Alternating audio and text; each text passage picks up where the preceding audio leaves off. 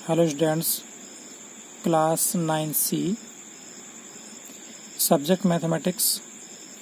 आपको हमने chapter number 6 के बारे में कुछ बताया था about the chapter 6 lines and angles. I hope आपको याद होगा। तो उस तरीके से हमने आपको बताया था कि जो आपको इस चैप्टर में टॉपिक्स मिलेंगे आगे, वो आपको पहले हमने रिवाइज कर दिया था। छोटी छोटी बेसिक नॉलेज जो भी होती है चैप्टर की। नेक्स्ट एक टॉपिक और है इसमें, नेक्स्ट थ्योरम नंबर फर्स्ट। मैंने एक्सियम आपको बता दिए थे, एक्सियम क्या क्या होते हैं, आई होप आपने पढ़ भी लिए होंगे। If two lines intersect each other then in the vertically opposite angles are equal. इसका मतलब क्या है?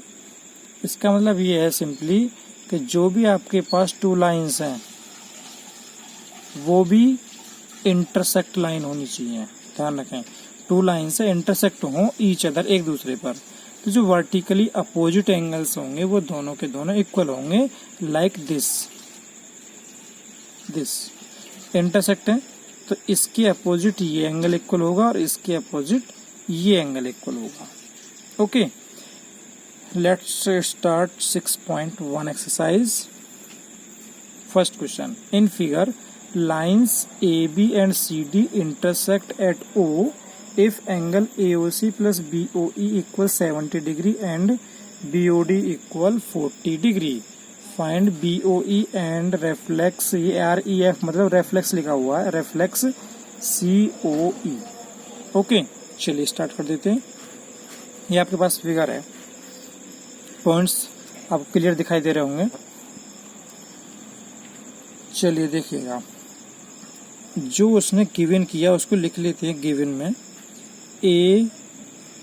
AOC plus BOE equal 70 degree, या वो गिवन है, बट उसने एक एंगल और दे रखा है, BOD इक्वल 40 डिग्री। अब अकॉर्डिंग टू क्वेश्चन या फिगर चलते हैं। AOC BOE है कहाँ? AOC, एक बात और बता दूं, पहले बता चुका हूँ ऑलरेडी, जो भी बीच में नंबर होता है या जो भी सिंबल होता है या जो भी अल्फाबेट होता है, इसी की ये वैल्यू होती है जो भी उसकी इक्वल होती है। दैट मीन्स ये बीच वाला जो होता है ये तो मैन, इनको आगे पीछे कर सकते हैं। ए को सी के प्लेस पे ले जाओ, सी को ए के प्लेस पे ले जाओ, कोई फर्क नहीं पड़ता, बिल्कुल भी कोई डिफरेंस नहीं है। बट जो बीच में ओ है तो और बीच में ही रहना चाहिए, because AOC that means O like this, ये। ओके, तो AOC BOE इन दोनों एंगल्स का सम कितना? 70। तो ये जो लाइन है AB इसी पे दोनों, तो ध्यान से देखिए, ऑन लाइन AB लाइन पर कितने एंगल्स बने हुए हैं? 1 2 3। आप क्लास 9th में पढ़ा होगा आपने, सॉरी 6 में, 7 में, 8 में, 9th में तो अब पढ़ रहे हैं कि मैं आपको बता दूं, एक लाइन पे जितने भी एंगल्स होते हैं, जितने भी एंगल हो एक लाइन पे, स्ट्रेट लाइन पे जितने भी एंगल हो एक साइड में, उन सभी का सम 180 डिग्री होता है। दैट मीन्स इन तीनों का सम कितना होता है? 180 डिग्री। इसका मतलब angle AOC plus COE plus BOE, इन तीनों का सम कितना हो जाएगा? 180 डिग्री।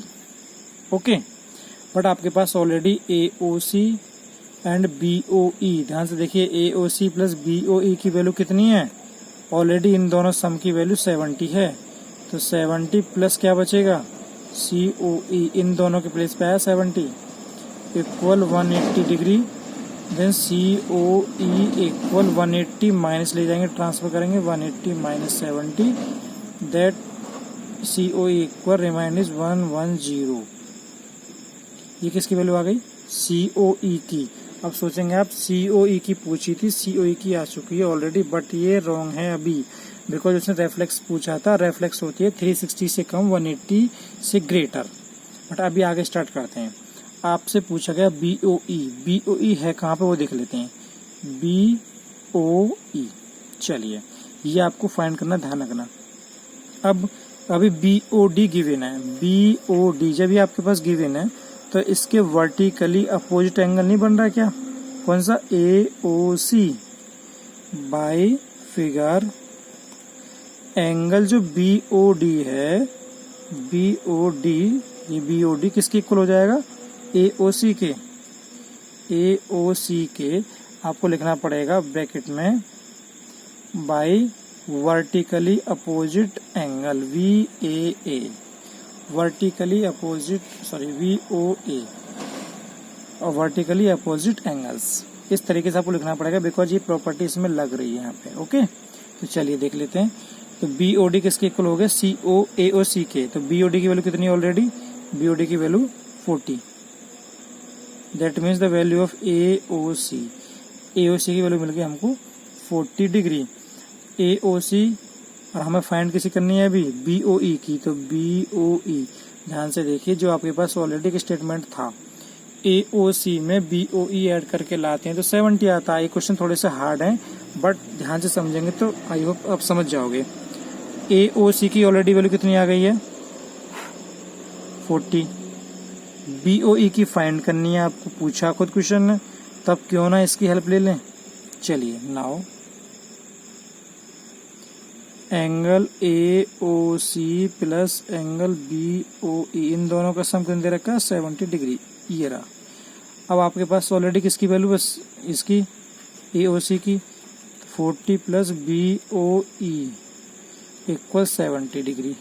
ओके, आपको BOE की वैल्यू फाइंड करनी है।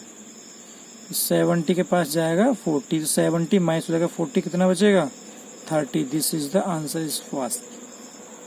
ओके, फर्स्ट आंसर आपका आ चुका है बिकॉज उसने क्या पूछा था क्वेश्चन में, क्वेश्चन पूछा था BOE, बट अभी उसने रेफ्लेक्स पूछा है। तो रेफ्लेक्स का मतलब क्या होता है, ध्यान से समझिए। देन रेफ्लेक्स कौन सा एंगल, COE। फिगर के अकॉर्डिंग समझिए, COE यही है। अगर इसे कहता तो इसे रेफ्लेक्स नहीं लिखता बिकॉज ये 90 के बराबर लग रहा है, या तो 180 से तो कम है ही है। बट रेफ्लेक्स का मतलब होता है उसके बाहर वाले साइड का, दैट मीन्स ये वाला, इसको पूछना चाह रहा है। तो एक बात बताइए, पूरा का पूरा कितने डिग्री का एंगल होता है, पूरा सर्कल 360 का, पूरा सर्कल होता है 360 का। 360 में से अगर हम इसको माइनस कर दें, COE को माइनस कर दें तो क्या बच जाएगा, ये तो बच जाएगा बाहर वाला। तो ये बाहर वाले को पूछ रहा है, COE मतलब जो 180 से बड़ा है। तो देखिए इसके इक्वल टोटल होता है 360 डिग्री, माइनस करना COE कितना आ चुका था, 110। तो आपका बचेगा 250। This is the answer. Okay, next question, question number 2। In figure lines XY and MN intersect at O। Figure में आप देख लीजिए, XY बोला है इसने, XY ये रहा, MN बोला, MN ये रहा, दोनों के दोनों इंटरसेक्ट लाइन है, O पे इंटरसेक्ट कर रहे हैं, कोई दिक्कत नहीं है। बट इसने आगे भी कुछ लिखा हुआ, POY equal 90 degree and A/B equal 2/3, find C। चलिए देख लीजिए, एंगल POY इक्वल 90, POY यानी ये हो गया आपका 90। Okay, next A/B equal B/2/3। अब उसके बाद क्या करेंगे हम, जब भी कभी ध्यान देना, जब भी कभी रेशो में एंगल्स के बारे में बात कर रहे हो हम, तो उस क्वेश्चन में रेशो को आप हटाएंगे और विदाउट रेशो के वैल्यू फाइंड करेंगे। तो A के रेशो में क्या 2, B के रेशो में क्या 3, यानी A की वैल्यू हो जाएगी 2x। रेशो हटाइए, कोई भी अपने तरफ से कोई वेरिएबल ऐड कर दीजिए, X Y Z ABCD कुछ भी जो क्वेश्चन में ना दे रखा हो। ओके, B के प्लेस पे क्या है, B के प्लेस पे 3 के साथ क्या आ जाएगा, x। ओके, चलिए देख लीजिए। नाउ बाय फिगर उसने पूछा कि आप C की वैल्यू फाइंड करिए। चलिए C की फाइंड कर देंगे, बट जो भी है 90 है एंगल, फिर इसके अकॉर्डिंग देखना, फिगर के अकॉर्डिंग ये 90 है, एक लाइन है ये, स्ट्रेट लाइन ये है। तो जब ये 90 है, मैंने अभी बताया था, एक स्टेटमेंट आपको बोला था, एक लाइन पे जितने भी एंगल्स हो सबका सम कितना होता है, 180। तो ये तो हो गया 90। तो ये पूरा जो बचा ये भी तो 90 का बचेगा, बिकॉज 90 + 90 180 हो जाएंगे यहाँ तक। तो ये दोनों का सम कितना हो जाएगा, 90। Okay, then A equal 2x plus B equal 3x equal 90। ये हो जाएंगे 5x इक्वल 90 देन 5 से 18 टाइम क्रॉस कर सकते हैं x इक्वल 18। सो a की वैल्यू कितनी हो जाएगी, a इक्वल हो जाएगा आपके पास 2 मल्टीप्लाई x, बिकॉज x की वैल्यू आई है ना 18, तो 2 multiply 18 equal 36 and b equal 3 multiply 18 equal 54। Okay, अब क्या करना है, अब क्वेश्चन ने मैं पूछा था आपसे c की वैल्यू फाइंड कर दीजिए। आप c की वैल्यू कैसे फाइंड करेंगे, ध्यान से समझ लीजिए।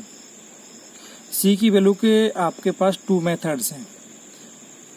ये 2 लाइंस हैं, कौन सी लाइन है, इंटरसेक्ट लाइन, तो इसके अपोजिट एंगल जो होंगे इक्वल होंगे, तो c के इक्वल में कौन सा एंगल आएगा, ये वाला, ये पूरा इतना हिस्सा आएगा। ध्यान से देख लीजिए, हमारे सर्कल कर रही है पेन, बिकॉज इसके अपोजिट में ये है तो o के अपोजिट में b है, तो c के अपोजिट में है a plus 90 by figure, because theorem बोलती है ऐसे, वर्टिकली अपोजिट एंगल से के एंगल जो c है, c के इक्वल में a प्लस 90 आ रहा है। देख लीजिए, c के इक्वल में a plus 90। Next c equal a के प्लेस पे क्या आएगा, 36 प्लस 90 ऑलरेडी सेम है। c इक्वल, दोनों को ऐड कर दीजिए, 126 आपकी वैल्यू आ जाएगी। ओके, इस तरीके से आपको वैल्यू फाइंड करनी है।